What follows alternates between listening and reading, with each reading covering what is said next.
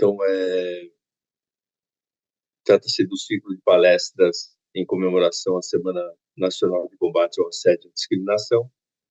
A palestra de hoje é a atuação das comissões de enfrentamento ao assédio no âmbito da Justiça Federal da Terceira Região. A coordenação do curso é da doutora Maria Fernanda de Souza, juíza aqui da Terceira Região. E nós temos vários órgãos aqui, além da direção da doutora Marisa. A realização envolve o SEMA da TR3, a EMAG, CPAMS, de sorte que nós podemos, então, dar andamento já com a abertura, né, sem mais, para nós agilizarmos. Eu, então, saúdo a todos aqui, particularmente aos palestrantes. A primeira palestrante será a doutora Jocely. Em seguida, nós teremos a doutora Aires e a Rosana Moraes.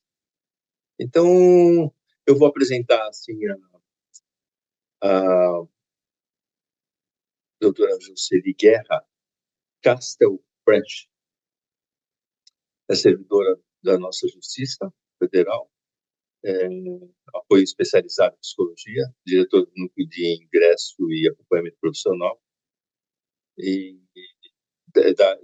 da Comissão de Prevenção e Enfrentamento ao Assédio Sexual, que é o SEMA-JSP, participante do programa Vivamente.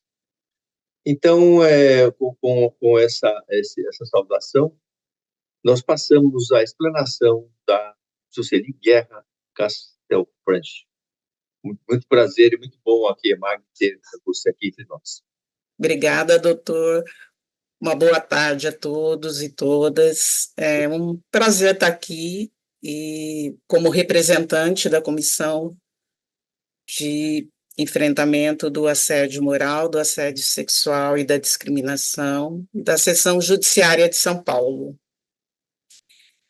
Em 2020, a gente tem a resolução do Conselho, né, que traz para a gente a política, né, de enfrentamento do assédio moral, do assédio sexual e da discriminação. E ela, dentro dessa política, ela fala que os tribunais têm que, então, montar as suas comissões. Então, o tribunal montou a sua, a seção judiciária montou a dela, e a seção do Mato Grosso do Sul montou a comissão dela. A nossa comissão, ela começou ali em 2021, e desde então a gente trabalhou de uma forma bem atuante.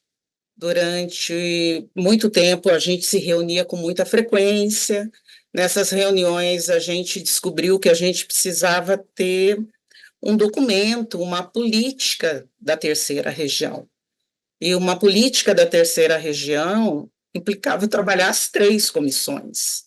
Foi então que as comissões começaram a trabalhar junto, e acho que foi sensacional quando a gente chamou as comissões para trabalhar. A gente foi para o laboratório de inovação e a gente trabalhou em 2022, né, nasce a resolução 13.521, que é de 24 de maio de 2022, que é a política da terceira região, do enfrentamento do assédio moral, do assédio sexual e da discriminação.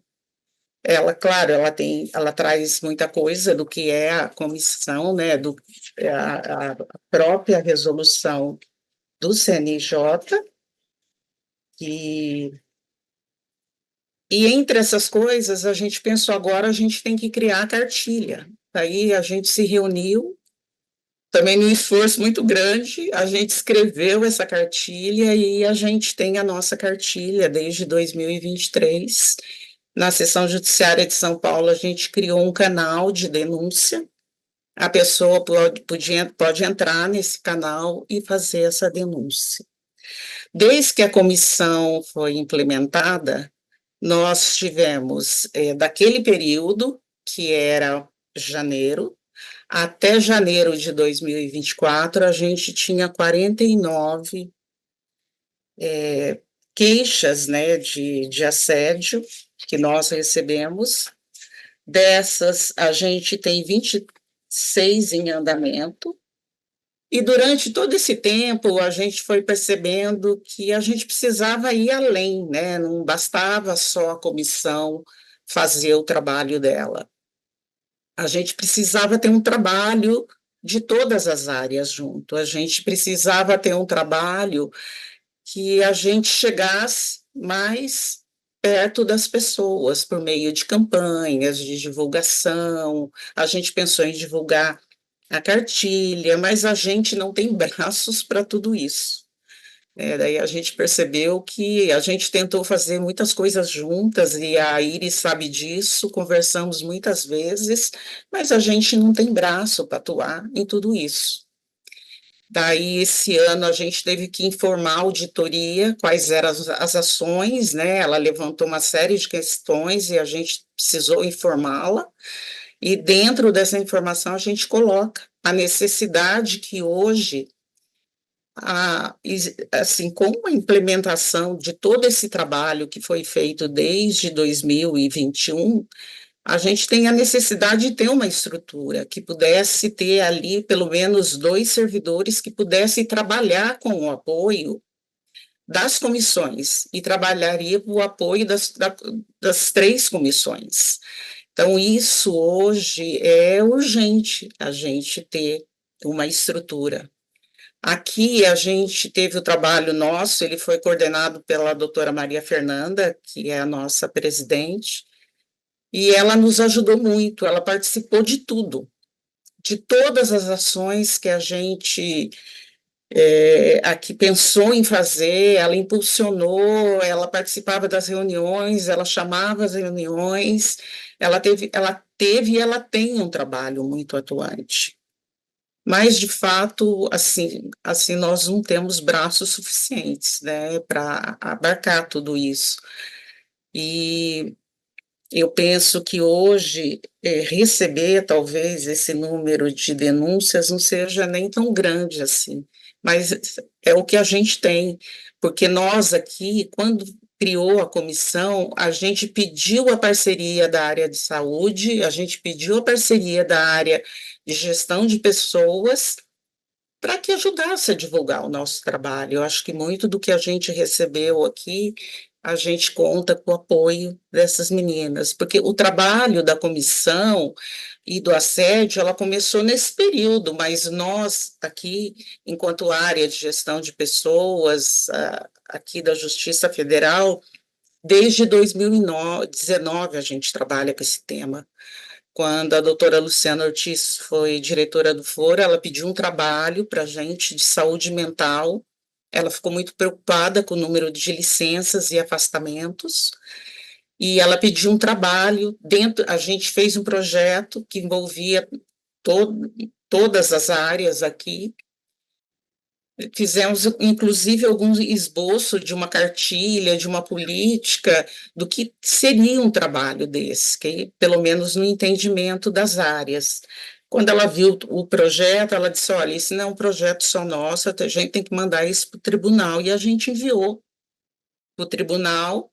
Quando chegou a gestão do doutor Mairan, ele provavelmente teve conhecimento desse expediente, e ele convocou as psicólogas e os assistentes sociais da terceira região, junto com a doutora Raicler, para escrever um projeto que virou um programa de saúde mental, que é o Vivamente. Também trabalhamos bastante nisso, né, Iris, nesse trabalho. É um trabalho interessante, porque ele atua nos 3 eixos, né, na saúde primária, secundária e terciária, da terceira região. A gente gostaria de fazer mais coisas do que a gente faz, embora a gente tenha aí palestras durante o ano que trabalha com esse tema da saúde mental, e por vezes nós somos convocadas a atuar em alguma unidade. E daí a gente desenvolve ali um trabalho, mas são as psicólogas da terceira região, os assistentes sociais da terceira região. É um trabalho muito bacana. ele trouxe isso, essa união do trabalho da gente, que é muito significativo. E tudo isso, por que que eu estou dizendo tudo isso? Tudo isso contribui para esse trabalho que a gente faz hoje na comissão. Eu estava revisitando tudo que a gente fez, eu falei para a Mariana, a gente trabalhou muito e eu estava revisitando isso.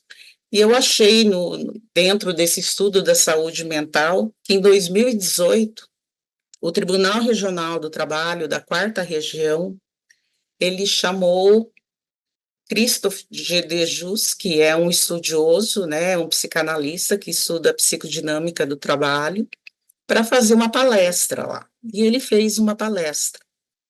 Durante essa palestra, ele fala que não é que ele destaca que a forma como a gente trata as pessoas no ambiente de trabalho é um ponto de partida, a forma como as relações se estabelecem.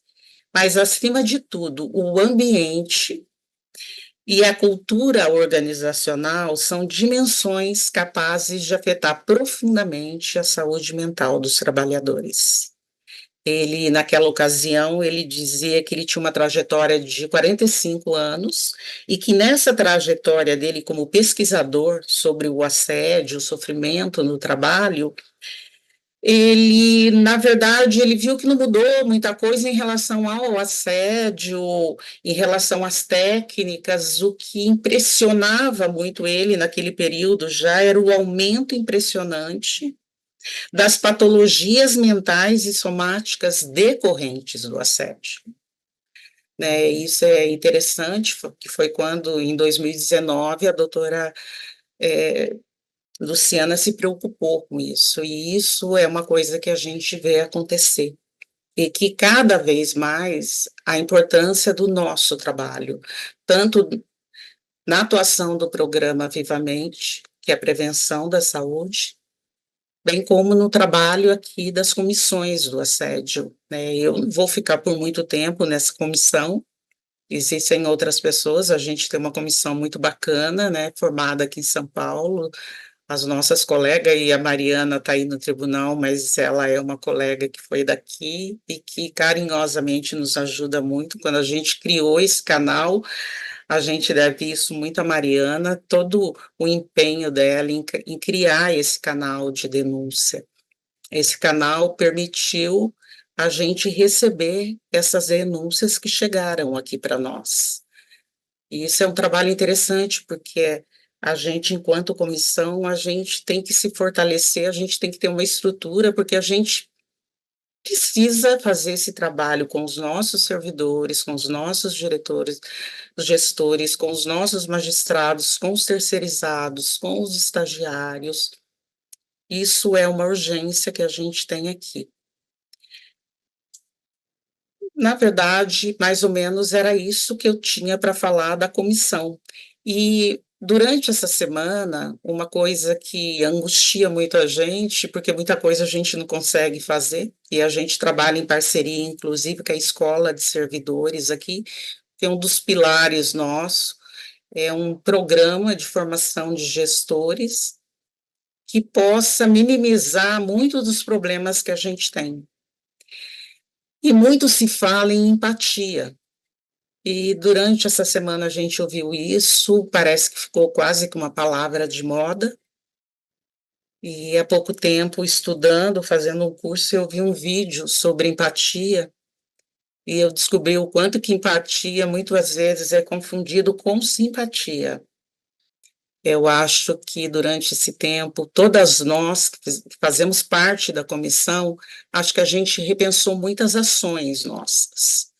Né? Nós viemos de um mundo, né, de uma história a história da humanidade é uma história de sucesso, de progresso, mas de violência, né? Então, a violência, ela também faz parte da história nossa, da humanidade, né? Essa violência no trabalho, que a Revolução Industrial, desde a Revolução Industrial começou, ela é um esforço dos trabalhadores de melhorar isso. Então, cada um de nós temos uma responsabilidade. E depois de tudo que eu passei por aqui, eu penso, quem sou eu quando recebo uma pessoa nova que chega no meu trabalho?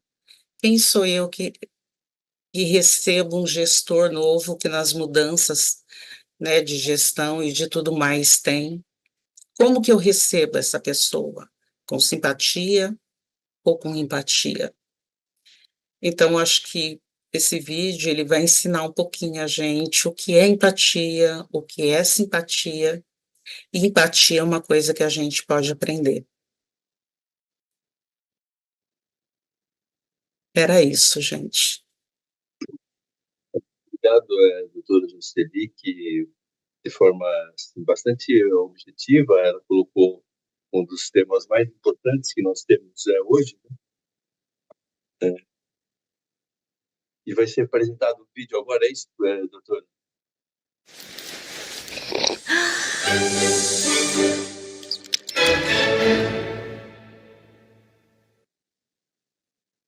So what is empathy, and why is it very different than sympathy?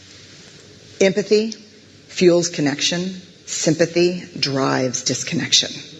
Empathy, it's very interesting. Teresa Wiseman is a nursing scholar who studied professions, very diverse professions where empathy is relevant, and came up with 4 qualities of empathy. Perspective taking, the ability to take the perspective of another person or recognize their perspective as their truth. Staying out of judgment, not easy when you enjoy it as much as most of us do. Recognizing emotion in other people and then communicating that. Empathy is feeling with people. And to me, I always think of empathy as this kind of sacred space when someone's kind of in a deep hole and they shout out from the bottom and they say, I'm stuck, it's dark, I'm overwhelmed. And then we look and we say, hey, you climb down. I know what it's like down here. And you're not alone. Sympathy is, ooh, it's bad, no. You want a sandwich? Empathy is a choice, and it's a vulnerable choice, because in order to connect with you, I have to connect with something in myself that knows that feeling.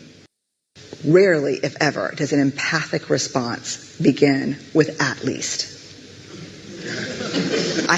Yeah. And we do it all the time. Because you know what? Someone just shared something with us that's incredibly painful, and we're trying to silver lining it. I don't think that's a verb, but I'm using it as one. We're trying to put the silver lining around it. So, I had a miscarriage. Oh, at least you know you can get pregnant. I think my marriage is falling apart. At least you have a marriage. John's getting kicked out of school. At least Sarah is an A student. But one of the things we do sometimes in the face of very difficult conversations is we try to make things better. If I share something with you that's very difficult, I'd rather you say, I don't even know what to say right now, I'm just so glad you told me. Because the truth is, rarely can a response make something better. What makes something better is connection. Só vou fechar um pouquinho. A Brené Brown, ela é uma americana. Ela escreve alguns livros, ela fala sobre a vergonha, a vulnerabilidade. Um dos livros mais famosos dela é A Coragem de Ser Imperfeito. É um livro bastante interessante, uma leitura bem recomendada. E eu achei que esse vídeo, ele fala um pouquinho o que é empatia. Empatia é mais do que a gente se colocar no lugar do outro. É a gente sentir como o outro está sentindo. É um exercício difícil, mas não é um exercício impossível da gente fazer, em algumas situações. Em algumas a gente tem que ser só simpático, mas em algumas situações a gente precisa ser empático. Era isso, gente. Obrigada. Excelente, Suceli, sempre mesmo bastante humana a sua colocação, bastante, inclusive, se nós pegarmos poucos pegar da período que a gente poderia chamar um nascimento bem forte da psicologia social, né, que foi na escola de Frankfurt, com Adorno, com Marquise, Fromm, né, Reich também, né? Essa discussão da psicologia social e procurando, quer dizer, ampliar, assim, a questão, né? Que seria essa relação, como que nós tentamos maximizar nossos potenciais humanos, né? Sim, Dentro de uma autonomia moral que é relativa, que a gente sabe que temos, né? Dentro de um mundo que, de certa forma, condiciona e padroniza as formas de aceitação. Então, é uma tensão aí que vai ser um debate bem interessante. Uns mais otimistas, outros mais pessimistas, como o típico da escola de Franco Marquise, né? Pessimista. A gente vê Cruella, Civilização e outras obras, ou o Homem Unidimensional, né? Que a gente vê seu pessimismo a tempo das razões de ser, outro um pouco mais otimista, né? Como o próprio Eric Fromm. Mas, enfim, um debate interessante que se coloca na questão social. E dentro desse universo social, né? O espaço do trabalho, ele tem um caráter assim, extremamente importante, que ele pode unir esse debate da escola de Frankfurt, da filosofia social, que atravessa todo o século XX, né, chega até nossos tempos também, com a questão não tão resolvida, né, e também ele vai se conectar, pegando o trabalho, o caráter pelo Weber, né, se pegar a ética protestante do capitalismo, como o trabalho se colocou dentro da sociedade capitalista, e, portanto, dentro de um sistema, sim.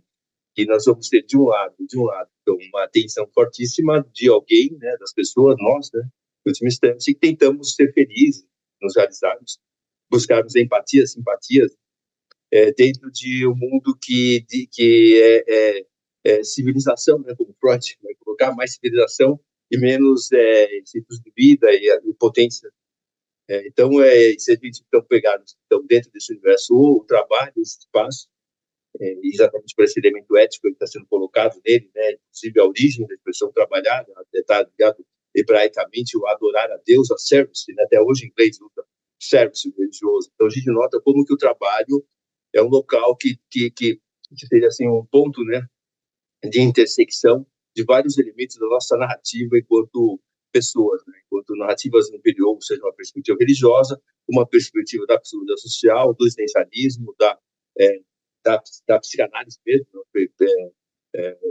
Pegada da psicanálise lacaniana, principalmente, né? Vamos ver que esse modo relacional pós-estruturalista e o trabalho é um elemento bastante típico do caráter relacional nosso, né? Então, eu fico muito feliz mesmo de ver essa preocupação da senhora e colocar, inclusive, esse vídeo, né, mostrando que se talvez, né, nós possamos, a partir desse campo que o trabalho se apresenta, o espaço de trabalho, de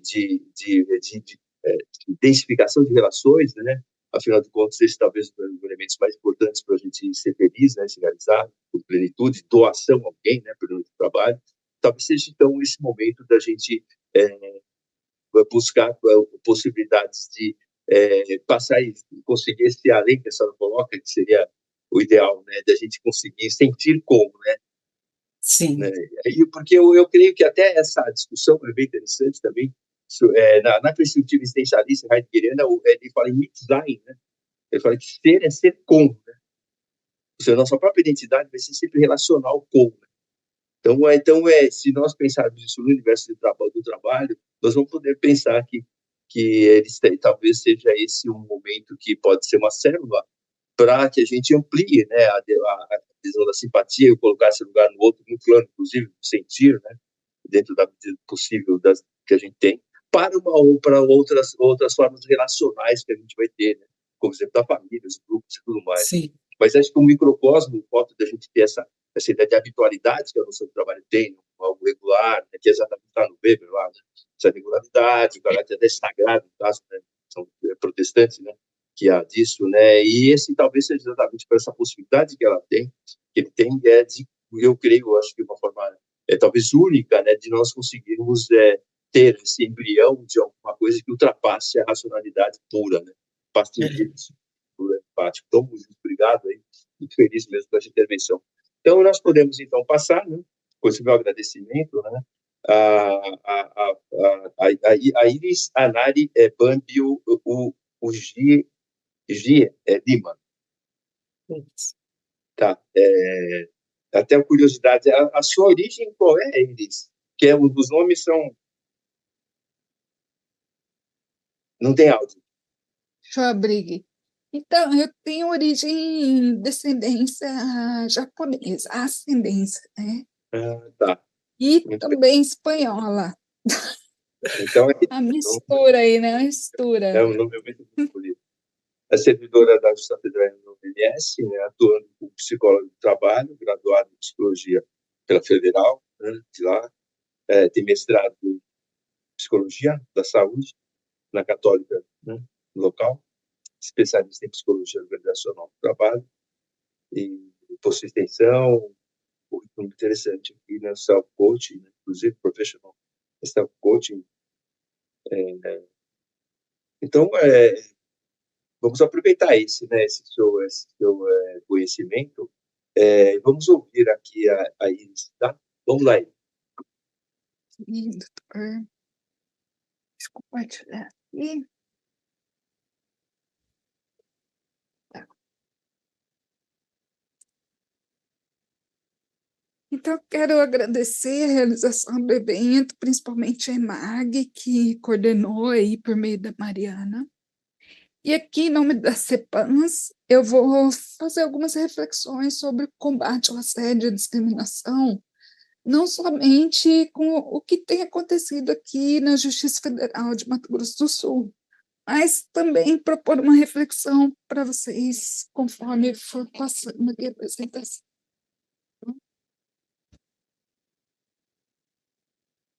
Então, a nossa sigla aqui é CEPANS.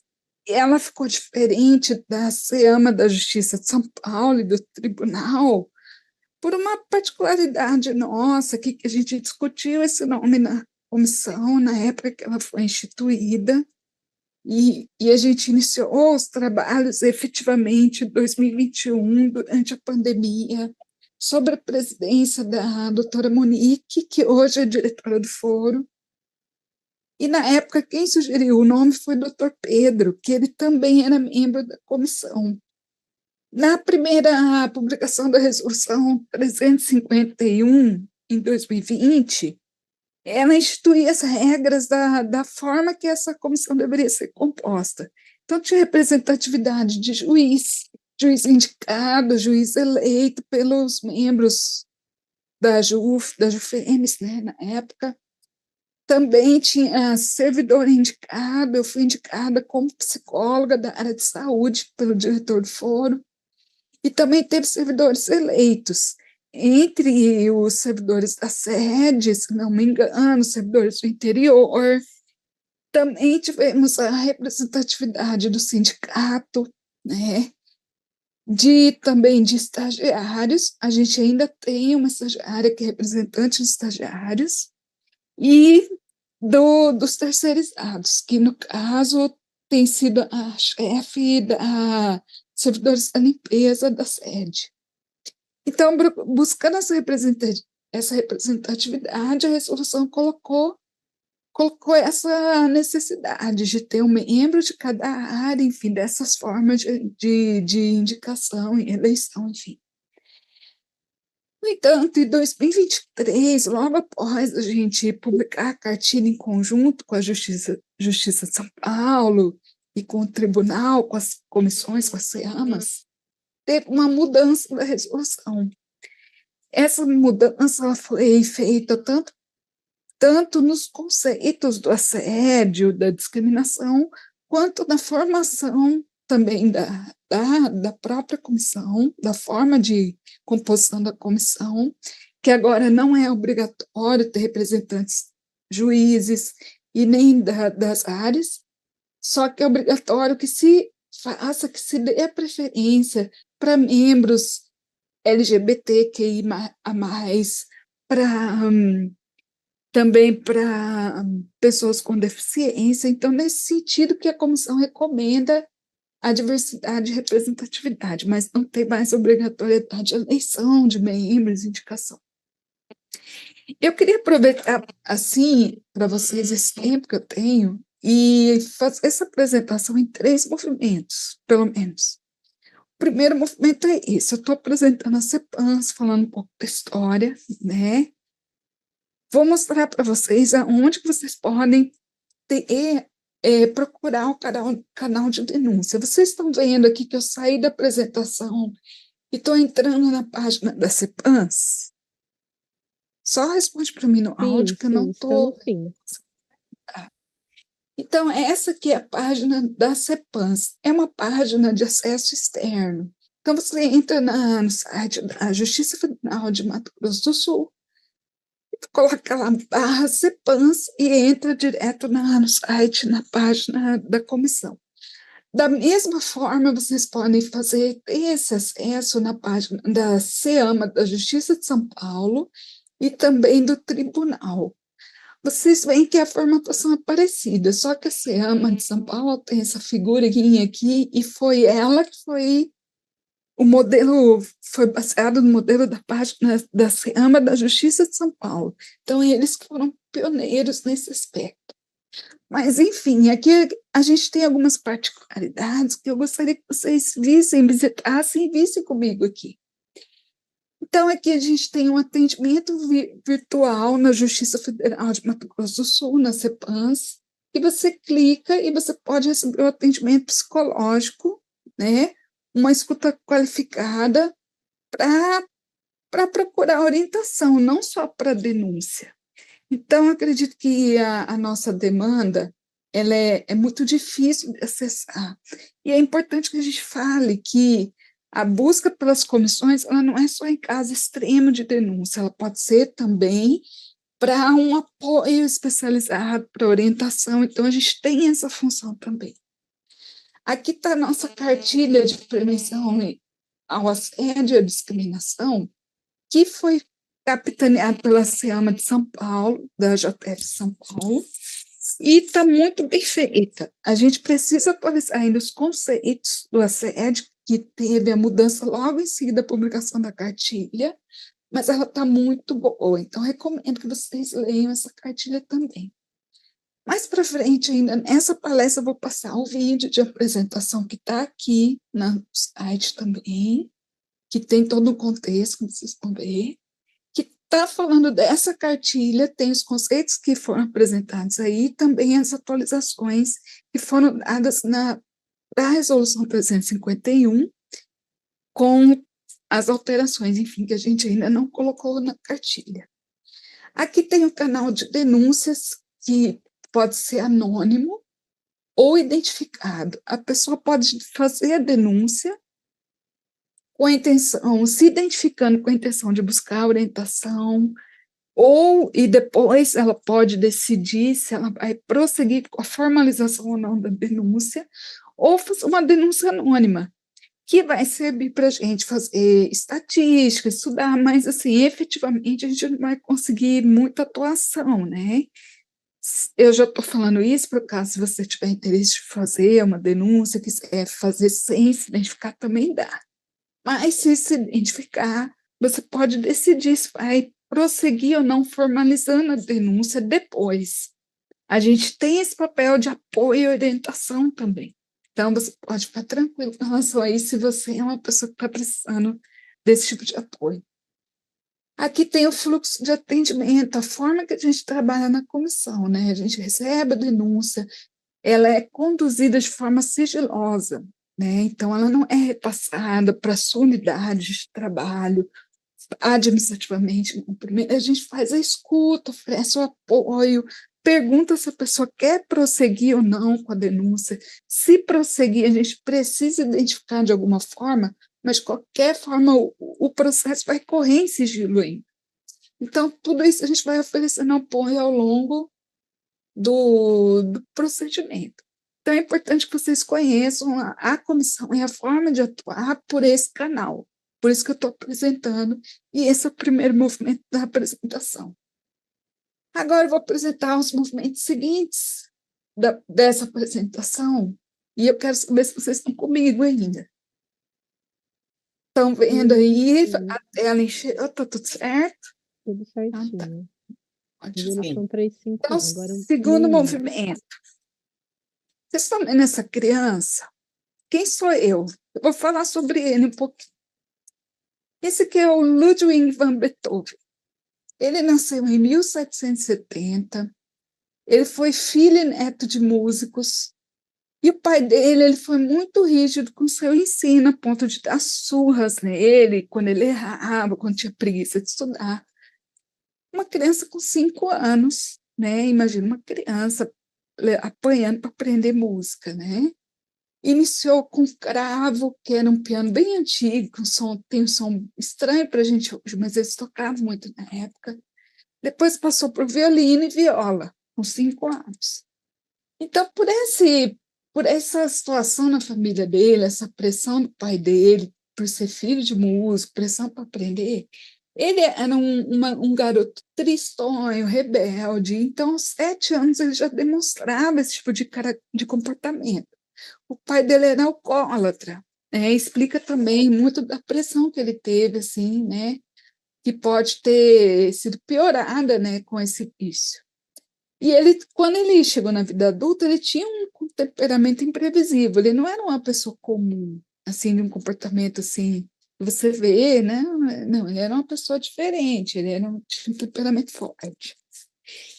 Então, ele iniciou no piano aos 11 anos, tendo já demonstrado talento com a música, tá?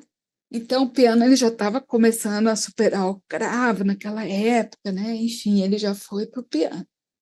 Com 13 anos, ele escreveu sua primeira obra e já tinha grande prestígio social. Então, ele já estava sendo conhecido na música. Aos 17, tornou-se aluno de Mozart. Só que foi só por 2 meses, porque sua mãe faleceu e ele teve que voltar para a cidade dele. E Mozart, eu não sei se vocês conhecem a história dele, mas ele foi uma criança prodígio. Ele aprendeu a tocar piano com 3 anos, sozinho, e já ganhou destaque na nobreza, enfim. E na época que Beethoven era adolescente, ele estudou com Mozart, que já era adulto, né? E Mozart, o talento e a desenvoltura de Beethoven com a música. Então, aqui tem uma foto dele já jovem, né? Porque, assim, eu queria falar um pouco dessa idade dele também. E com 21 anos, ele começou a sustentar a sua família como cravista da corte, lembrando que a mãe dele tinha falecido, né? Então, ele sustentava o pai, os irmãos, né? Como músico. E ele começou a ter prestígio na nobreza. Com 25 anos, fez sua primeira apresentação pública e já gozava de folga financeira, o que lhe permitia vestir-se elegantemente e até ser sociável, para vocês verem como que era o comportamento dele. Não era uma pessoa assim, né? Ele começou a se envolver, a se desenvolver socialmente também. Beethoven era forte, baixo, circunspecto e tinha um rosto marcado pela varíola. Ele já tinha pegado varíola antes.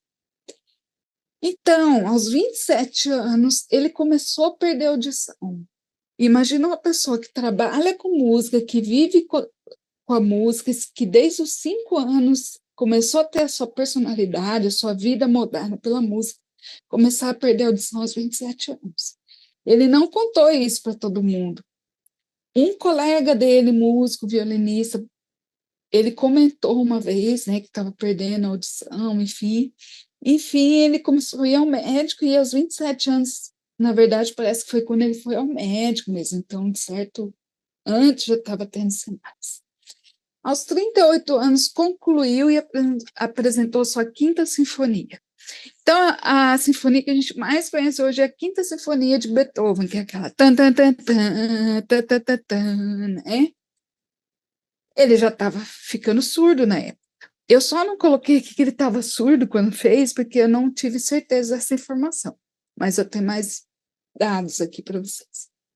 Aos 45 anos, em 1815, a surdez de Beethoven se agravou muito e ele mantinha cadernos de conversa para diálogo com os amigos. Então, ele precisava do recurso escrito para poder entender o que o outro estava falando já. Ele já não conseguia ouvir o que os outros falavam com 45 anos. Aqui já a idade mais adulta, né? Aos 48 anos já estava completamente surdo.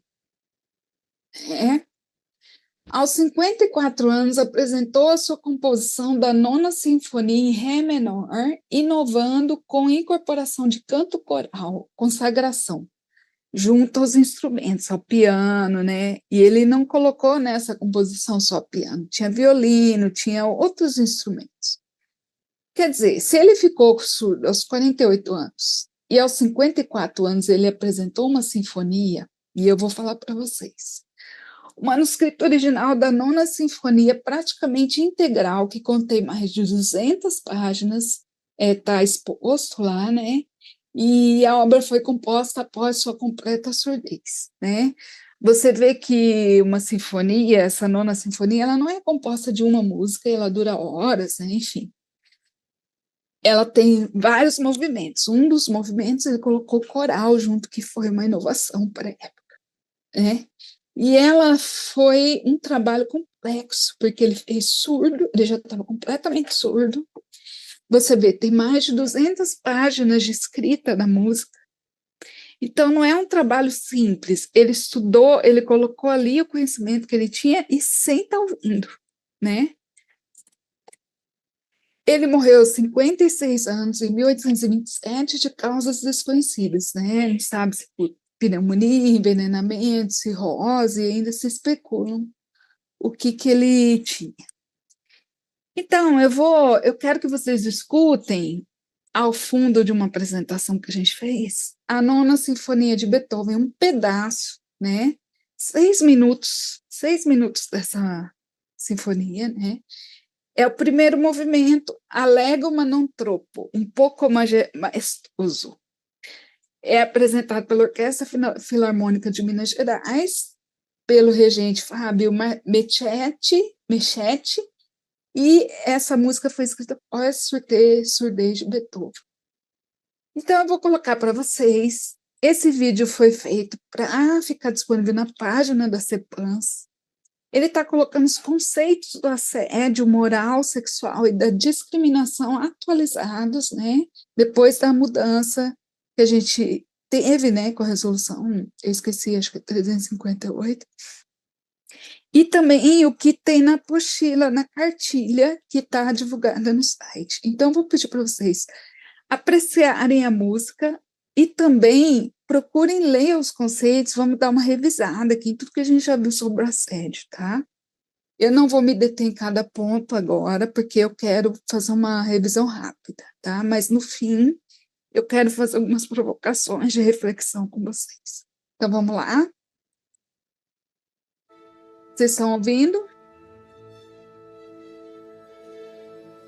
Tá bem baixinho, mas dá pra ouvir. Aumentou? Aumentou.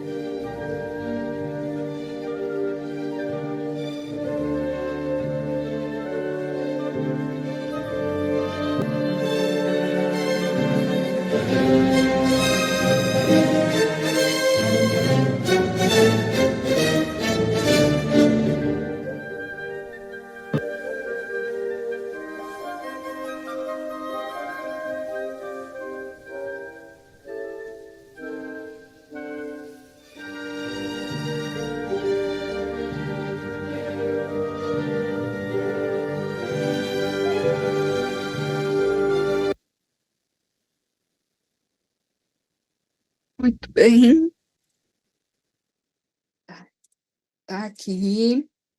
E agora que a gente já teve o primeiro movimento dessa apresentação, como a Nona Sinfonia tem vários, a gente já teve o segundo, e eu quero passar para o terceiro, com meus 10 últimos minutos. Eu quero provocar em vocês uma reflexão, porque assim vocês vão nos ajudar, né? Primeiro, essa é a fala, uma das falas que me chamou a atenção na biografia dele que eu segui, né, que eu consegui no site. Ela fala assim: a surdez marcou o início do período mais brilhante da carreira de Beethoven, quando produziu as grandes sinfonias que lhe dariam imortalidade, que seria a Quinta e a Nona Sinfonia. A Nona Sinfonia, ela foi bem famosa. A gente que não conhece tanto, né? Senso comum. Mas ela é bem famosa também. E aqui eu apresento algumas perguntas para que vocês falem nesses 10 minutos restantes, né? Ou depois que a Rosana falar também, a gente pode colocar isso, ou no chat, tá? Primeiro, vocês acham que foi a surdez que lhe garantiu o brilhantismo, esse momento, esse brilho que ele teve, esse sucesso? Segundo, como você acredita que a história de Beethoven se aplica ou se aplicaria ao contexto do assédio e da discriminação no trabalho? Aí onde você está, tem algum Beethoven? Você é um Beethoven? Né? Como podemos considerar as dificuldades pessoais individuais no contexto laboral sem perder de foco a missão do órgão de produzir justiça social? Como a gente pode incluir aquela pessoa que está com um momento da vida com dificuldade, considerar as necessidades dela e também as necessidades da instituição, do grupo, sem ser injusto, né, com o grupo, e também considerar que a gente precisa entregar a justiça social como órgão, né? Como que a gente pode fazer isso? Talvez o problema das situações de assédio seja esse, né, essa dificuldade, né? E como comissão, de que forma a gente pode alcançar as pessoas que estão sofrendo assédio laboral ou a discriminação para oferecer esse apoio e enfrentamento? Essa é uma pergunta-chave que eu gostaria que vocês nos ajudassem, porque a gente precisa chegar nessa demanda reprimida que a gente não consegue alcançar, entendeu? A gente já tem o site, a gente tem uma história que está sendo construída muito antes do CNJ publicar essa resolução 351 em 2020. A Jo mesmo, ela já tinha um movimento lá muito anterior, tentando, né, incentivar esse combate ao assédio, mas ela só se instituiu mesmo quando veio de cima para baixo, mas por baixo, a gente já tinha um trabalho, né? Então, mas mesmo assim, a gente não consegue ainda chegar na demanda que existe de assédio. Por quê? Né? A gente, por exemplo, até queria aproveitar e fazer uma propaganda, né? Acho que eu vou deixar o debate para depois que a Rosana falar, senão vai atrapalhar a fala dela, porque meu tempo está acabando, tá? Mas vocês podem ir falando no chat. A gente ofereceu rodas de conversa sobre comunicação não violenta para ser feita um trabalho em equipe aqui na Justiça Federal de Mato Grosso do Sul. Só que a gente encontrou uma dificuldade. Esse mês é o mês das inspeções, né? Então, a gente está com a dificuldade de conseguir uma unidade para a vara pare para a gente fazer um treinamento sobre comunicação não violenta, que é uma forma de trabalhar a prevenção do assédio, né? Mas isso vai acontecer, a oportunidade já foi oferecida para todos, a gente vai combinar outros meses, outros momentos, já ficou aberto, né?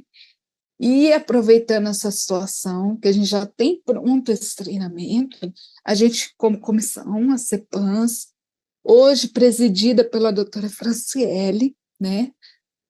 Logo depois da doutora Monique veio o doutor Ney, que ele era membro da comissão e ele foi empossado como presidente, e agora, recentemente, ele saiu, né? Assumiu a titularidade, ou ele já era titular, não sei, está no GF agora, e agora a doutora Franciele é nossa presidente da CEPANS.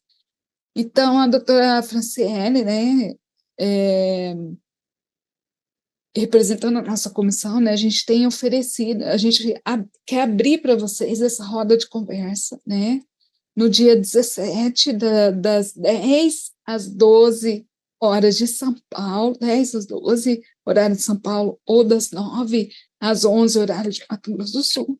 A gente vai abrir logo mais, não sei se pela IMAG ou pela nossa sessão de capacitação, para vocês se inscreverem, se vocês tiverem interesse. Então, eu quero deixar essas perguntas aqui, eu acho que acho melhor a gente discutir isso depois que a Rosana falar, para não atrapalhar a fala dela, e agradeço a oportunidade de falar em nome da CEPANS, tá?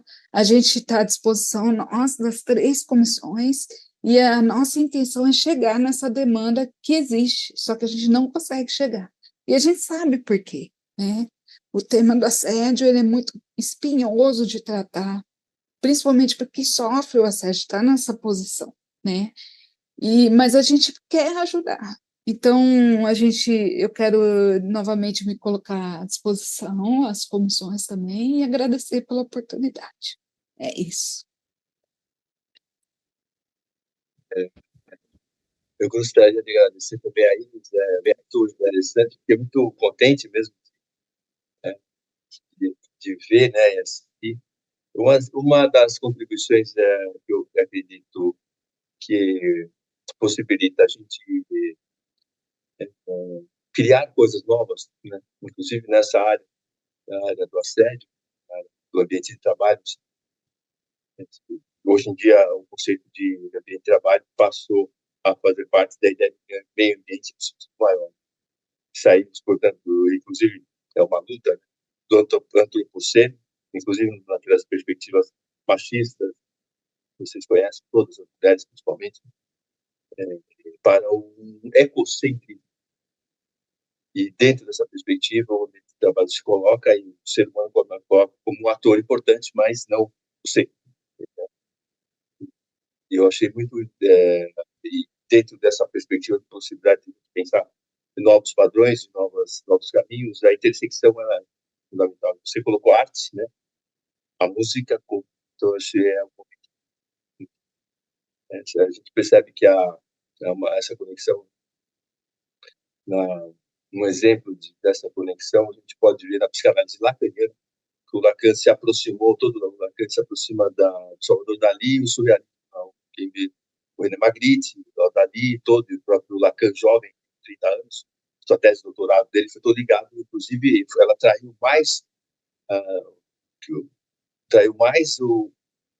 os surrealistas do que os médicos da psiquiatria da época, né? Então, essa intersecção com outras áreas, outros olhares, como arte, nos leva a desenvolver aquilo que a professora Jocely colocou, né? Despertar essa sensibilidade, esse sentido. Acho que é muito potente mesmo. Então, por isso, nós vamos agora para a terceira parte, né?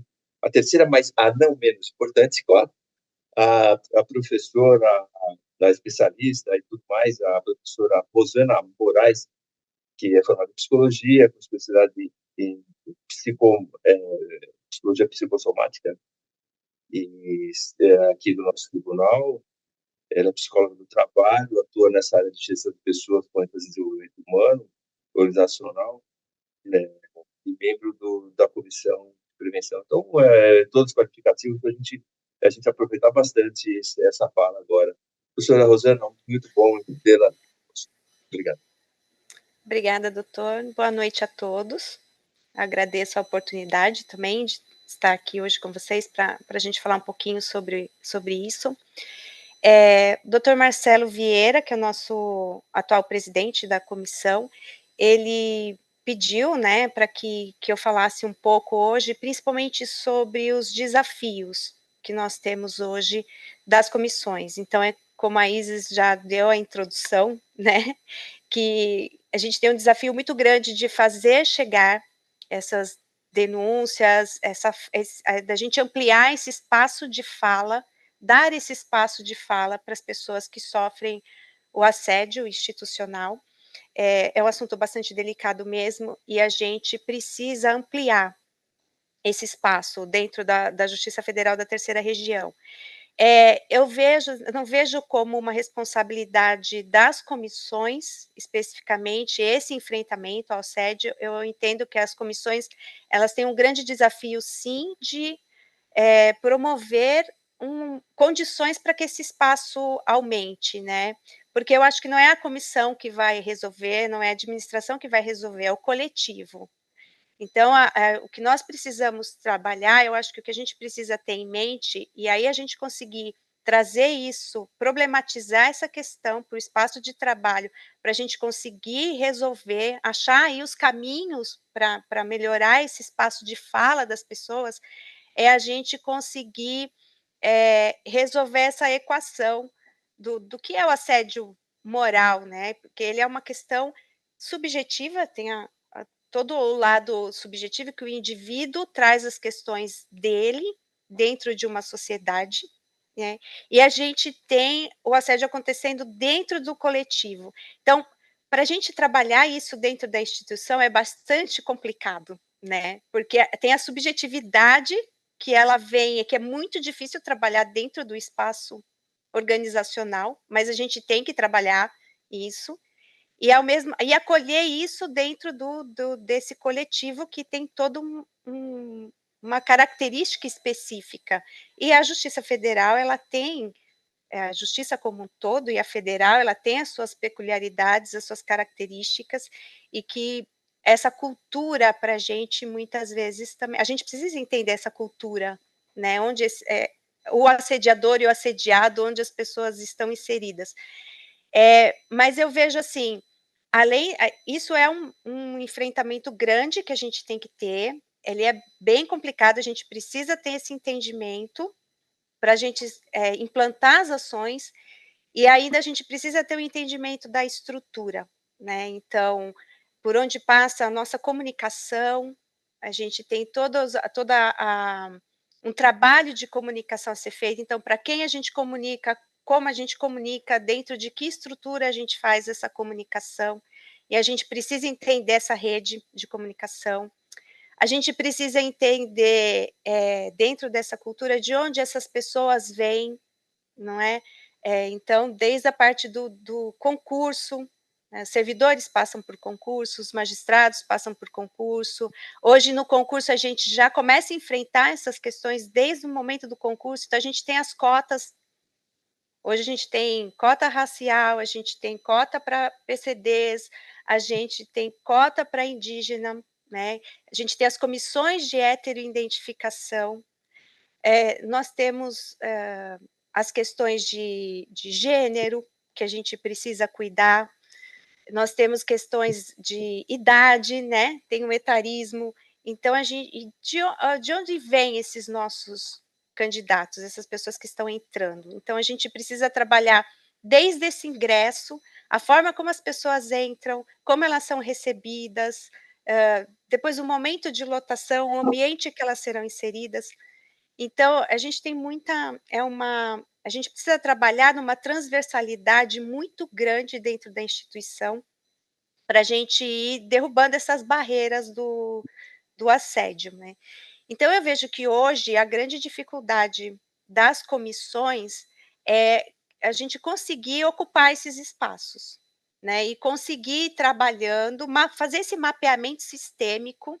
Eu achei bem interessante que eu estava vendo no processo da auditoria, que nós temos aí vários indícios, né, as meninas sabem, a Jocely e a Iris, que nós não recebemos o relatório ainda, mas a auditoria já fez uma prévia com a gente e foram levantados vários indícios e que nós vamos precisar trabalhar em cima desses indícios, né? Então, a auditoria traz várias frentes para a gente, fazendo a leitura da resolução do CNJ, e ela fala: olha, a terceira região precisa implementar várias ações para que ela faça frente a essa resolução do CNJ. Então, ela traz vários aspectos, e um dos aspectos que ela trouxe, que eu achei bastante interessante, ela fala dos problemas sistêmicos, né.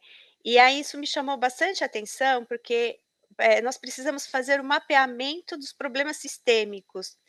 E aí eu parei para pensar o que seriam esses problemas sistêmicos. Então eles são justamente isso, né, a gente entender essa teia que leva ao assédio moral, e a nossa dificuldade de chegar nas pessoas, a nossa dificuldade de receber as demandas e de dar encaminhamento para essas demandas, né. Então esses problemas, eles não são pontuais, eles são sistêmicos, eles vêm desde onde? Eles vêm desde o subjetivo, eles perpassam o coletivo e eles passam por uma série de relacionamentos diferentes dentro da instituição. E a gente precisa fazer esse mapeamento desses problemas sistêmicos, né. A gente tem problema de formação de gestor? Sim, nós temos problema com formação de gestor, como a Iris falou, como a Jo acho que foi a Jo, né, que falou, a gente precisa instituir um programa de formação de gestor que trate, né, de gestores, tanto servidores gestores como magistrados, porque os magistrados são gestores. Nós precisamos ter dentro dos programas de formação de gestores, essa discussão muito forte, mas a gente precisa ter também no corpo de servidores e magistrados, porque para todo assediador existe um assediado, né? Então o indivíduo ele tem que ter um suporte, ele também tem que ser trabalhado, né, para que ele perceba que ele está ficando nessa situação de assediado e ele possa ter força para a denúncia, ele possa ter força para a busca de suporte, e a gente precisa estar preparado para dar esse suporte. Então, também, dentro desse problema sistêmico, a gente tem essa dificuldade do suporte, que até onde a gente pode oferecer esse suporte, né? até onde a gente pode atuar, porque muitas vezes a atuação, a gente faz o acolhimento, né? A gente oferece o suporte, a gente tem o entendimento da situação, mas até onde a gente pode caminhar com as soluções, né? A auditoria também fala, que tem uma parte que foi a resolução 518 do CNJ que trouxe, que são das penas que a gente, atribuídas quando é identificado o assédio, e realmente o assédio ele é não só identificado, né, mas é provado, comprovado o assédio. Então, assim, é necessário que exista uma pena, né, e aí a gente tem que fazer todo um trabalho junto com a Comissão Permanente de Sindicância e de Processos Administrativos. Essa pena, ela tem que ter uma como é que se vai? Dosimetria, né? A gente tem que dosar essa pena, tem que saber como aplicar essa pena. Então, também faz parte desses problemas sistêmicos, né?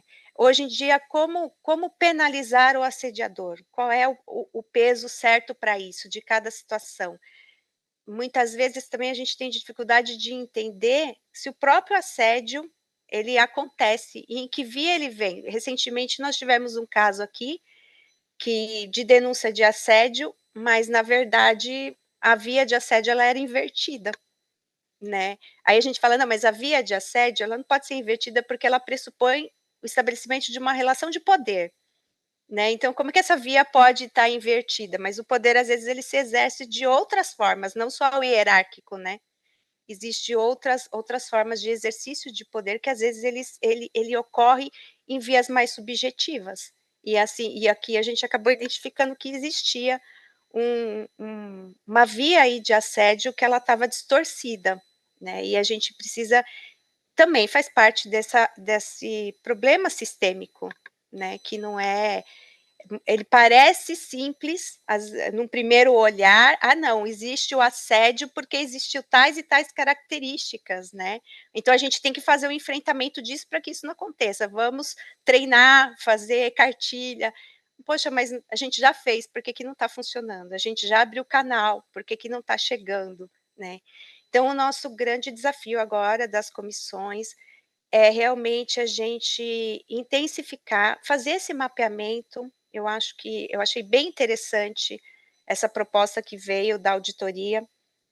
Não sei como nós vamos fazer isso, mas é para a gente pensar como fazer esse mapeamento desses problemas sistêmicos para que a gente consiga identificar e pontuar, né, todos esses aspectos para a gente conseguir desenvolver de forma transversal em toda a instituição e desenvolver esse tema para desenvolver uma cultura contra o assédio mesmo, né? Para a gente conseguir trabalhar a prevenção. E eu acho que isso a gente é social. A gente tem que trabalhar com educação, isso para mim é fundamental, para que também a gente consiga trabalhar fora do tribunal, para que os nossos servidores, servidoras, magistrados, magistradas consigam trabalhar no seu âmbito doméstico, no seu âmbito de relacionamento, porque a gente também recebe de fora para dentro, né? Não adianta a gente trabalhar só aqui dentro, as pessoas não existem só no tribunal, só nas sessões judiciárias, as pessoas existem fora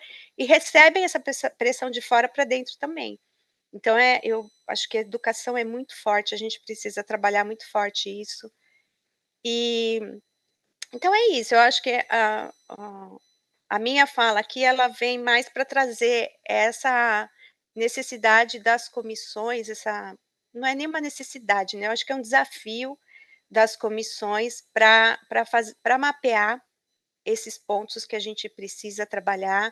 A gente vai ter um relatório de auditoria que eu acho que ele já é assim, se nós conseguimos trabalhar os pontos que o relatório traz, né, que ele fala de educação, ele fala de comunicação, ele fala de várias frentes para a gente desenvolver. Eu acho que se a gente conseguir pegar esse relatório e trabalhar com afinco, né, nesses itens, a gente vai conseguir aos poucos ir mudando essa cultura dentro da instituição. E uma coisa que eu acho muito importante, que a gente também, as comissões precisariam passar para a administração, é a necessidade de ter, principalmente no tribunal, não sei nas sessões judiciárias, mas no tribunal eu sinto bastante essa necessidade de ter um local específico, um setor, uma estrutura. Por exemplo, a ouvidoria. Hoje nós temos a ouvidoria da terceira região, né? Que ela acabou se estruturando e os assuntos vão direto para um setor. Existe um desembargador que é responsável pela ouvidoria. Hoje a gente tem a comissão, mas a comissão não tem estrutura administrativa, né? Então a comissão ela é composta ali das pessoas que participam da comissão, mas assim não tem ninguém responsável pela comissão. Então hoje, vamos fazer uma reunião da comissão. Não tem um setor que cuide da ata, não tem um setor que cuide de encaminhar os processos, de acompanhar os processos, de abrir chamado, às vezes coisas simples, né? A comissão precisa abrir o chamado, a comissão precisa estruturar uma reunião, fazer uma reunião, tem que dar os encaminhamentos, fazer os despachos, enfim. A gente não tem essa estrutura administrativa para que a comissão realmente possa ser impulsionada. Então, depende muito de nós encaixarmos no nosso tempo de trabalho, nas atividades já existentes, o trabalho da comissão. Assim, eu acho que isso precariza um pouco o andamento dos trabalhos, né? Então, muitas vezes a gente fica dependendo das áreas encaixarem. A comissão entende que precisa fazer um curso de capacitação. Então, vai lá e fala para a área de capacitação: olha, precisa desenvolver um curso. Vai depender desta área desenvolver o curso, né? A comissão não tem como ela mesmo ir atrás do tema, né? Eventualmente entrar em contato com palestrantes. Depende muito das pessoas trabalharem para isso. Ao passo que se nós tivéssemos uma estrutura, essa estrutura fixa, administrativa, ela poderia tomar algumas dar conta de alguns procedimentos, né? E hoje a gente depende fundamentalmente dos servidores que participam da comissão. Eu acho que isso fica mais complicado. Até para fazer acompanhamento dos processos, né? Então, eu acredito que uma estrutura seria bem-vinda, né? Ajudaria bastante a gente. Não sei o que as meninas acham dentro da realidade das sessões judiciárias, mas aqui no tribunal eu sinto falta disso. Por exemplo, agora a gente pegar esse relatório de auditoria que está vindo, com uma série de determinações para a gente, quem vai consolidar isso, né? Quem vai fazer o acompanhamento desse processo? Fica tudo muito disperso, né? Existe a dificuldade das comissões de juntarem isso e padronizar as ações, né? Para que a gente consiga dar um direcionamento. Porque sai cada área, se a gente olha o processo, assim, cada área respondendo por si, cada comissão respondendo por si, e não tem uma linha, né, um direcionamento, alguém que consolide, alguém que dê o andamento. Então, eu acho que essa forma mais dispersa fica sempre mais difícil da gente achar um caminho, né, e para levar essas ações a cabo. Então, eu acho que é isso, tá? O que eu queria trazer é essa problematização para a gente discutir e para as comissões tentarem achar esse espaço, principalmente dentro agora, acho que disso que vem, da auditoria desse relatório, e que ele fala, inclusive, de mapeamento, de procedimentos, para ajuste de procedimentos. Eu acho que vai ser um bom momento para a gente discutir isso e ter mais claro qual é o papel da comissão, os caminhos que as comissões podem tomar, né? E para a gente ter ações assim cada vez mais efetivas. A gente já tem muita coisa efetiva, mas ainda a gente precisa caminhar mais para que a gente realmente consiga ter intrínseco na instituição esse enfrentamento do assédio, até que chegue um momento que a gente não precise mais enfrentar, né? Porque se a gente for pensar, é lamentável que hoje a gente precise enfrentar questões como assédio, né? É muito triste na nossa sociedade, no pleno século XXI, é triste que a gente precise ter enfrentamento, né, dessas questões. A gente já poderia ter ultrapassado em muito essas questões de assédio, de racismo, de preconceito, mas ainda é muito forte. Então a gente precisa trabalhar, eu entendo que a gente precisa trabalhar para que a gente não seja mais necessário, né, para que essas comissões não sejam mais necessárias. Então é isso, eu agradeço. Muito obrigado, Rosana Moraes. Bom, são tantos pontos interessantes, hein? Nas 3 palestras que a gente fica tendo dificuldade. Já tem um outro seminário para, né, como a Elis propôs, questões provocativas, a Jocely também abrindo o mundo de questões de empatias e simpatias, que são já um capítulo à parte, né, para a gente poder desenvolver, ou pensar em termos de uma psicologia desenvolvimentista, né, da personalidade e tudo mais. E a Rosana, né, vários pontos aqui, eu pontuaria assim uma reflexão que a gente pode fazer na parte da teoria dos sistemas sociais, né, que é esse caráter estrutural, né, sistêmico. A gente vai ter que trabalhar a questão que envolve a questão de gênero, questão sexista, a questão do racismo, de uma maneira que o individualismo ele é pontual. Ou seja, a solução não será conjuntural. É duro de dizer, a gente é triste de reconhecer que não será conjuntural. Uma das coisas boas de ler Pascal, né? Eu até recomendo quando a gente está muito triste, muito chateado, leia Pascal. Pascal, os pensamentos, ele acho que deixa muito claro assim uma certa limitação humana, seremos falhos, nossos amores não serão como gostaríamos, vamos falhar, vamos errar, vamos pecar, que é a questão, né? Ou seja, aí nos abre assim para pensar assim, dado isso, né, o que vamos fazer de nós, né? Ou seja, sem no illusions, né? Então, eu creio que as soluções estruturais devem ser pensadas. E aí, minha preocupação é muito grande. Eu participei de 2 bancos de concurso para a Justiça Federal e vi que e aí envolve, né, a questão, quando pensamos em comissões que cuidam do assédio, eu estou numa comissão que cuida da questão de identidade, né, e questão de gênero, e até, curiosamente, procurei fazer com que ela ficasse mista com mulheres e não só homens, uma comissão sobre essa questão de gênero.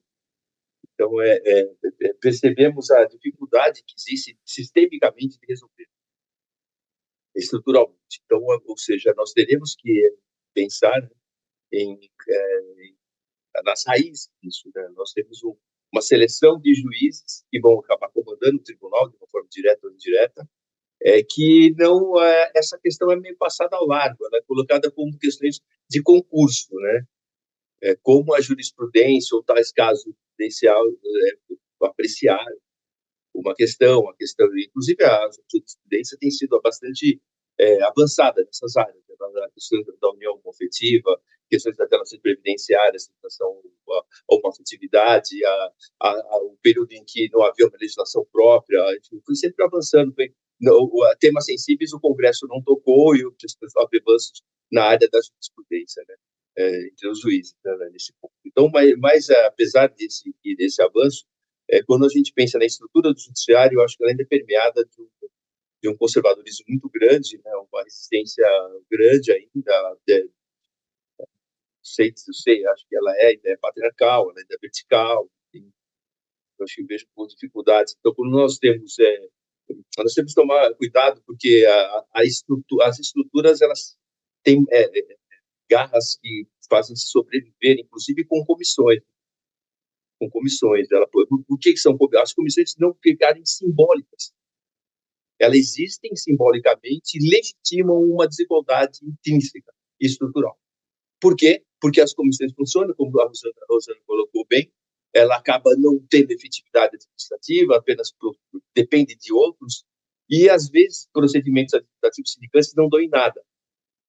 Dão em acordos, transações, e o problema continua em vários níveis. E não a questão não apenas questão do assédio, mas também em outros níveis que envolve minorias no sentido amplo da expressão, tá? E dificuldades de seleção de minorias, resistências na seleção de minorias. Então, fica algo que há uma estrutura que simbolicamente ela parece inclusiva, mas que ela tem uma mentalidade exclusiva. É terrível.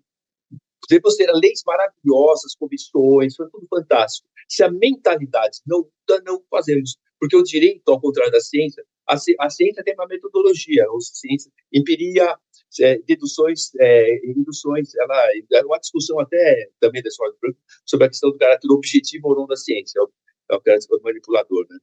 Ou não da ciência. Se é possível uma objetividade. Karl Popper, né? Thomas Kuhn, grandes discussões sobre esse tema aí. Tá? A questão das ciências sociais, o direito está incluído, é que ele tem uma palavrinha assim que chama interpretação. Ele atua com uma metodologia que chama interpretação. E aí nós vamos poder ter caminhos que vão legitimar situações ilegítimas, interpretações dos fatos. O Foucault tem um livro que chama Verdade e Formas Jurídicas, que eu recomendo a todos, onde ele fala como que as formalidades jurídicas, que são procedimentos, indicantes, comissões, acabam criando verdades, aspas, né? Tá? Então, ou seja, vamos deixar para um outro momento, tal, porque eu vejo que é um tema complexo.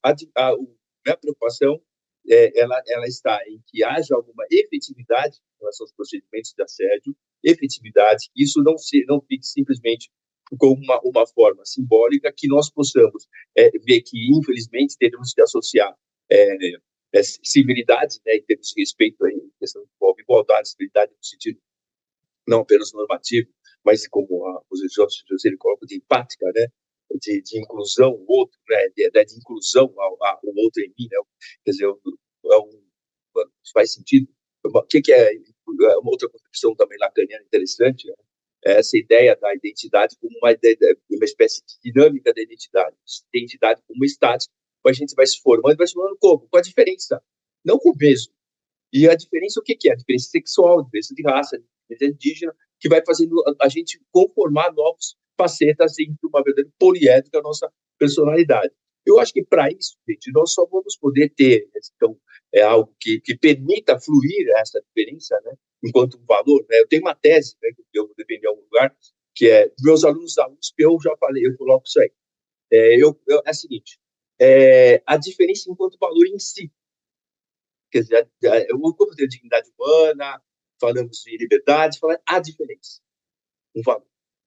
Tá? Com ela, uma espécie de base, quase que imanente, né, para que a gente possa construir esses castelos que envolvem inclusão de todas as áreas. Então, eu espero, o mínimo que a gente espera no nosso tribunal, né, seria que a gente consiga ter essa relação de civilidade, punibilidade, que é duro de dizer que tem que se apelar para isso, mas que a gente, infelizmente, vai ter que ter esse tipo de sinonimia, porque a gente não vai ter outra, vai Pascal ainda, não vamos poder ter outro ser humano a não ser esse. Ou o Camus também, falando que a vida é um absurdo e não dá para mudar a vida. Mas de uma forma ou de outra, dado o que a gente foi nos dado, né, vai Sartre bem com a história que eu faço o que sobrou de mim, né? Dado isso que a gente tem, né, gente, o que nós vamos fazer? Tentarmos fazer, cada um a sua parte, assim, né? A comissão provoca e eu acho que a comissão, as comissões, inclusive as outras também, como essa faz parte, fazendo a provocação e solicitando as providências, nós vamos lutar para que prevaleça aquilo que esses valores são valores de inclusão nossos, tá? Contra. Se eu ficar vencido, foi consignado um voto vencido ali, que será lido, não vencido. Tá, mas está vencido, mas está lá alguém que possui aquilo. E alguém vai ler. O outro assim, a servidora, alguém que faz, e coloca por escrito, olha aqui, né? Olha o que ocorre e o que nós podemos fazer. Tá? Como a gente pode fazer para que isso não ocorra mais? O que podemos fazer? O caráter preventivo, né? O caráter preventivo, por isso que eu falo a questão do ingresso na carreira, envolve a própria estrutura da educação, né? A USP formou recentemente, por incrível que pareça, em 2023, pela primeira vez, uma turma de direito que tinha cotas. Incrível, né? Enquanto nos Estados Unidos trabalha isso desde a metade do século passado, nós aqui, na primeira vez que a Faculdade de Direito da USP, que vai tentar fazer com que esse que está aí no direito da USP entre no concurso da magistratura, porque nós tínhamos um problema dele ter cotas, nós temos cotas, mas eles não passam, ele passa na primeira fase da cota, 60 questões, a concorrência aberta para os códigos 80, ele aceita 60, ele vai, e na segunda fase caem os cotas todos.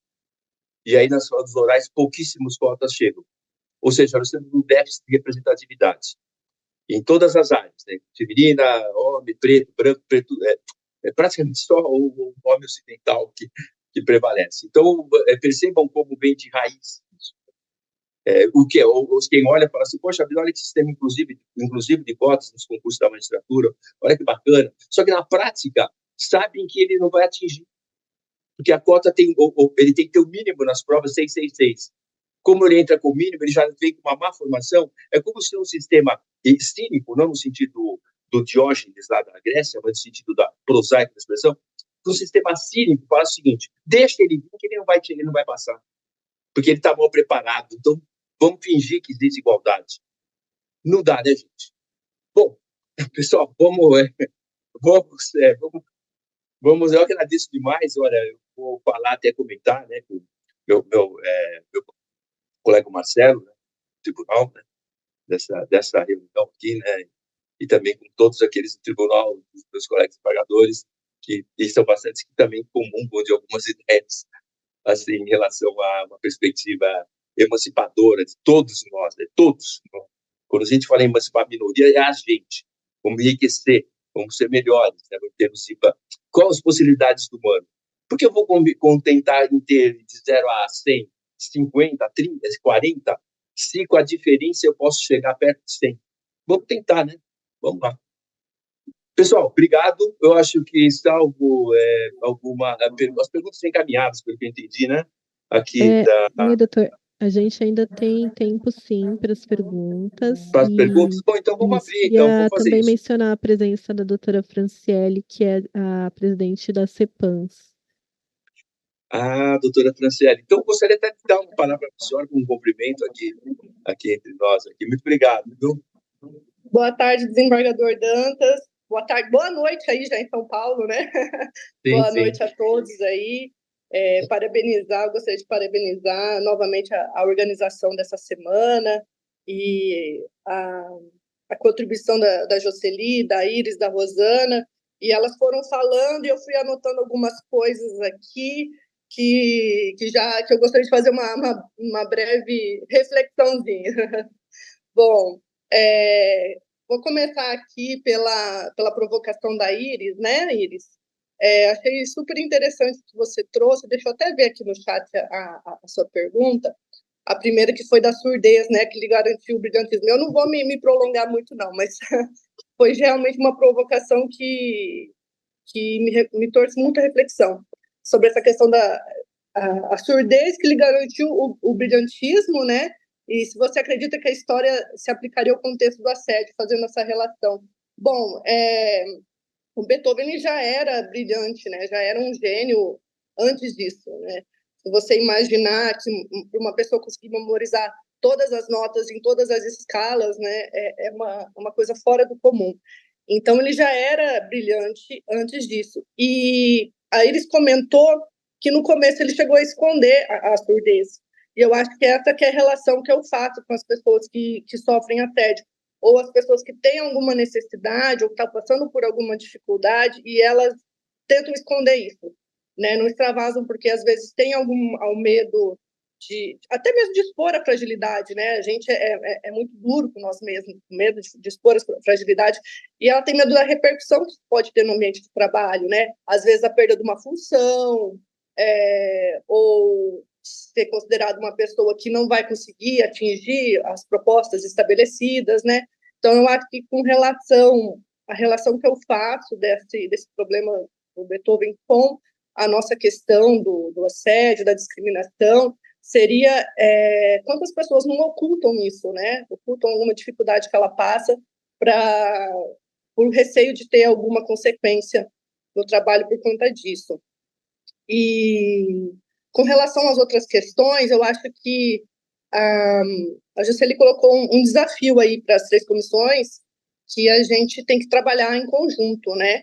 Que tem a questão dos servidores, de destacar servidores para a comissão. Eu acho que a gente tem que se reunir para tratar disso, porque a gente sabe que os recursos são escassos, né? Está todo mundo precisando de servidor e é muito difícil você ceder alguém com exclusividade para a comissão. Mas se a gente começar a trabalhar numa questão de servidores destacados para comissões que tratem de temas conexos, por exemplo, a comissão de assédio, com comissão de heteroidentificação e outros temas parecidos, eu acho que talvez começando por ali a gente já consiga alguma coisa. E capacitação do gestor, né? Isso aí a gente tem que é um desafio que a gente tem que trabalhar. E estruturação administrativa, como foi colocado pela Rosana, com divisão de tarefas, Eu acho que a gente trabalhando, iniciando nesses 3 pontos, a gente vai conseguir começar a superar esse problema sistêmico que a Rosana propôs, né?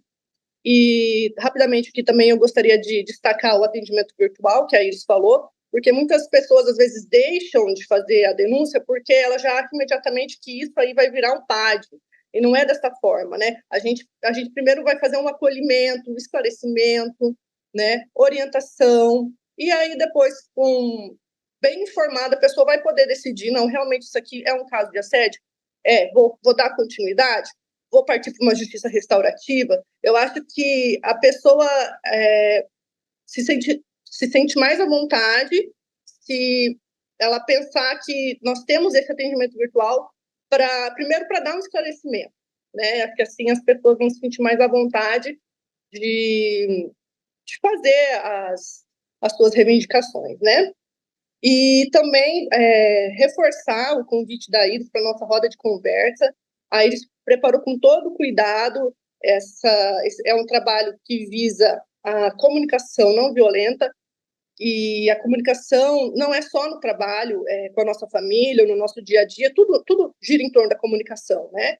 Então, acho importantíssimo o tema e convido vocês todos a participarem, que vai ser muito interessante e muito construtivo, tá bom? Então, seriam essas as minhas observações. Agradeço muito pela dedicação de todos na construção dessa semana, tá bom? E também me coloco à disposição aqui na Comissão do Mato Grosso do Sul para qualquer ajuda, apoio, esclarecimento.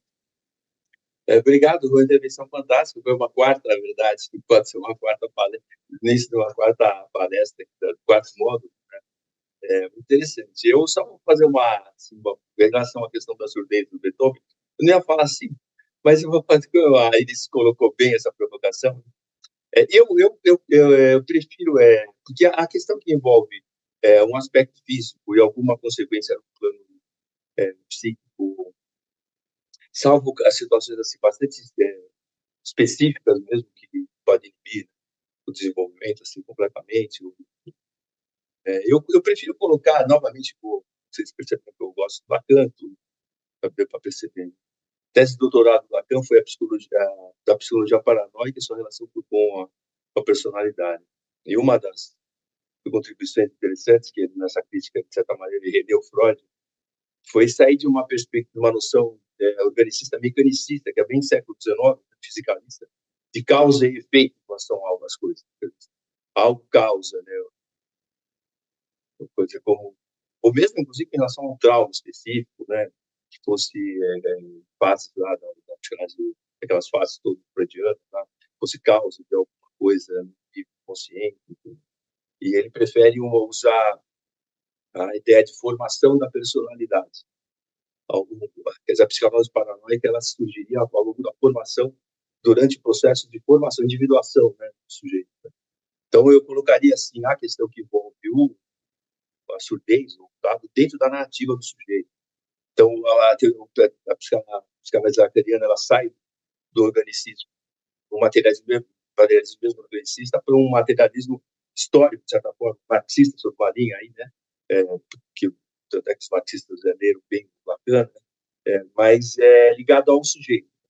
Na história narrativa do sujeito, você colocaria a surdez, então, dentro da história como um todo dele, da história como um todo, das pessoas em geral, em particular. Ou seja, dado que ele é surdo, e dado que ele tem muitas características, outras relações que estabeleceram na parte social, ou seja, as causas, na verdade, de uma psicologia paranoica estaria mais no nível da esquizofrenia, um exemplo assim, né, bem claro, no nível de olhar causas sociais para isso, tá? Uma pletora de vida ele não consegue se manifestar dentro de uma sociedade de uma forma conforme alguém, né? Então, um exemplo. Então, olharia, ou seja, eu não daria uma dimensão para a surdez. Assim, né? Eu acho que acho que todos nós, todos nós temos nossa surdez, tá, na nossa vida. A perda de ente querido, a falta de alguém, a falta de não ter tido um pai durante a vida toda, ou uma mãe, ou alguém, né, numa parte decisiva, um irmão que se perdeu, alguma coisa que se viu fisicamente em relação a gente, uma doença, um período, Covid, algo que seja que sendo sobre na nossa surdez, né, que a gente vai ter, né? Essa é a nossa narrativa, e daí o ser protagonista dela é legal, sabe? Eu tenho uma narrativa em que eu tenho capítulos e capítulos, e um determinado capítulo eu perdi a orelha, cara, mas eu tive outros capítulos da minha vida, sabe? Eu tentar, o que eu vou procurar? Lutar com todo espírito, de corpo e alma, para fazer da minha história algo de valor, uma história legal, em capítulos seguintes, tentar manter uma coerência textual, uma coerência narrativa, e assim vai. E assim Beethoven é exemplo disso, de alguém que tinha algo, uma história, um sentido da história. Eu acho que antes de eu pegar o bidon dentro do capítulo, pô, o sentido da vida dele era maior. Então, enfim, fica para outro momento. Novas perguntas? Vamos lá. Então, eu queria só comentar uma coisa. Eu gosto muito da questão do inconsciente coletivo de Lacan. Eu percebo que o senhor falou Jung, muito né? do E o Lacan. coletivo é Jung. É do Jung? Enfim, eu É, não estudei muito Lacan nem é o Jung, mas essa parte do inconsciente coletivo coletivo é do de Jung. Jung, eu acho que tem a ver com a nossa situação aqui, porque numa instituição a gente tem um comportamento de organização, é como se fosse uma pessoa diferente, né? E aqui a gente está trabalhando uma cultura de combate ao assédio, a gente está tendo uma dificuldade de chegar na demanda, tudo, e a gente precisa de espaços como esse, de diálogo dessa semana, né? Tudo, que vocês participem, conversem, deem suas opiniões de diversas formas, por escrito, ou falando, por e-mail, enfim, que todo mundo sinta, né, ouvido, para que a gente possa ir mudando esses tabus, essas coisas ruins que têm acontecido, né, de uma comunicação violenta, distorcida, ou trabalho tomando conta da vida da pessoa, como se aquilo fosse a única coisa importante, né? Então, tudo isso são comportamentos que a organização tem que mudar como um todo, né? E eu sempre vejo a Justiça Federal como um dinossauro, ai, como é que chama aquele dinossauro japonês que luta com o King Kong lá, que o meu filho está assistindo agora, o Godzilla. Godzilla. O Godzilla, para mim, a Justiça Federal parece um Godzilla em câmera lenta, assim, que ele muda devagar, porque ele é muito grande, entendeu? E a gente faz parte desse Godzilla, entendeu? A gente tem que conversar com ele, junto sobre isso, para poder ajudar o Godzilla a andar para outro caminho, um caminho melhor, entendeu? E às vezes a gente fica desanimado, porque o Godzilla anda muito devagar e ele pisa muito duro, entendeu? Então, eu gostei muito que a doutora Franciele falou, não tinha visto essa forma, né, essa visão da dificuldade do Beethoven falar da surdez dele, que o doutor colocou, né, da superação, né, que tem a ver com essa questão, né, você está perdendo um valor seu, mas como, né? Será que você é só o seu trabalho, né? Você é só aquilo, né? Será que você não é mais do que isso, né? E a gente está aqui para ajudar a todos, inclusive nós mesmos, a lembrar que a gente é muito mais do que a gente faz aqui, entendeu? E às vezes a pessoa está deprimida, acha que perdeu tudo, porque não consegue mais fazer uma coisa que sempre conseguiu fazer, que foi muito bom naquilo. E não é assim, você não é o que você está fazendo, você é muito mais do que isso. Né? E sempre a gente fica tentando resgatar isso com qualquer comissão de combate ao assédio, comissão da pessoa com deficiência, comissão da resgate. Eu acho muito legal a comissão que tem no tribunal, ou na Justiça de São Paulo, não sei, que fala sobre de ética, né, de conduta, que é ligada à direção do foro. Então, a gente também sempre tenta resgatar esse valor do ser humano, né, como psicóloga, tudo, e é isso que a gente gostaria de resgatar aqui com as comissões, né, também. E é isso, quero reforçar de novo o convite que a doutora Franciele fez para nossas rodas de conversas. Vai ser uma continuação nessa semana, vai ser oferecida no dia 17, sexta-feira que vem, na parte da manhã. O horário de São Paulo é das 10 às 11 e de Mato Grosso do Sul das 9 às 11. Quer dizer, São Paulo é das 10 às 12, Mato Grosso do Sul das 9 às 11. Então, gostaria muito que vocês participassem, porque é um tema importante para a prevenção do assédio, que é o treinamento na técnica de comunicação não violenta. É um pontinho só que a gente quer oferecer para vocês. tá? Então, fica à disposição. Em breve, a gente vai mandar o link para inscrição. E queria agradecer quem participou aqui no chat. Eu vou destacar que eu quero valorizar a participação, tá? Antes de encerrar minha fala. Então, aqui, logo depois que eu falei, teve um comentário sobre um filme, né? A Minha Amada Imortal, que narra a vida de Beethoven, que a Gleiciane falou aqui, né? Então, obrigada, Gleiciane. Eu não sabia que tinha filme dele, eu sabia que tinha o filme de um outro músico, mas dele eu não sabia. Teve aqui uma colocação também que o Beethoven já era um gênio da música antes da surdez, então não acho que foi esta que lhe garantiu o brilhantismo, mas certamente a surdez foi o maior desafio por ele enfrentado e que brilhantemente superado por sua genialidade. A Natália Girlene falou aqui, né? Então, obrigada, Natália. Acho que tem muito a ver com o que o doutor Davi falou também, né? Sobre a superação, né? A Beth, agradeço a participação da Beth, está aí, né, junto, né?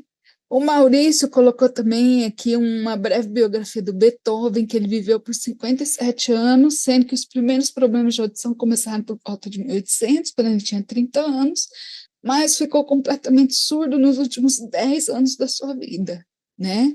E ele deixou a cronologia só para ressalvar que a composição da Nona Sinfonia ocorreu entre 818 e 824, ou seja, ele a compôs quando estava surdo, completamente surdo, né? E é uma história de superação, mas de genialidade. Foi o Maurício Plínio que falou. A Caroline colocou aqui que o desembargador Marcelo Vieira não pôde estar presente, porque ele está aqui no Mato Grosso do Sul, acompanhando o seminário sobre meio ambiente, que é assunto de outra comissão que ele compõe, e pediu para agradecer a Rosana por aceitar o convite e ao doutor Davi Diniz por presidir a mesa na data de hoje. O Gilvan Colaça falou que é uma luta muito difícil, mas não podemos desistir, senão torna-se inglória. Talvez precisemos de um grupo de encorajamento para que apareça a realidade do que acontece na Justiça Federal da Terceira Região. E o Maurício me lembrou que o nome era Godzilla, né? Então, gente, eu agradeço a participação de vocês. Deixo essas perguntas para que vocês continuem refletindo. A gente pode discutir em outros momentos, né? Também, se vocês quiserem comentar aqui no chat. E agradeço a EMAG, né, pelo apoio, e quero reforçar também o convite para a palestra de amanhã, que vai ser com a psicóloga doutoranda Maria Elisa Lacerda. Ela já fez outras palestras para nós, assim, então, por ela falar muito bem, ela tem um conhecimento grande na área da psicologia, na oratória também, a gente convidou ela é bem acessível, e ela vai falar sobre discriminação e assédio no ambiente de trabalho. Então, essa fala de hoje minha, ela também está remetendo à palestra de amanhã, e vai acontecer no mesmo horário. Então, quero reforçar o convite para vocês da palestra de amanhã e da roda de conversa que a gente vai divulgar em breve para inscrição.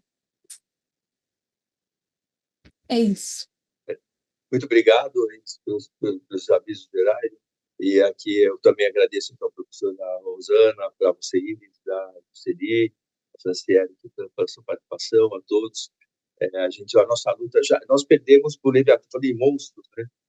Nós perdemos por Leviatã, né? Nós temos as contratualistas. O Michel Foucault, não sei o que estou falando, o Michel Foucault fala. Ele fala que teve esse contrato, que é o trato social, né? Ele fala basicamente isso aí. Qualquer contrato social, como se nós alienássemos nossa liberdade para termos a proteção da segurança. O Foucault ri, fala que Leviatã vai fazer contrato com alguém? Que pizinha, que sujeito, está sonhando, não existe. Então, nós somos engolidos de alguma maneira pelo Leviatã. Que o Godzilla nós enfrentemos com aquilo que a gente tem de melhor. Essa é a nossa capacidade de se unir.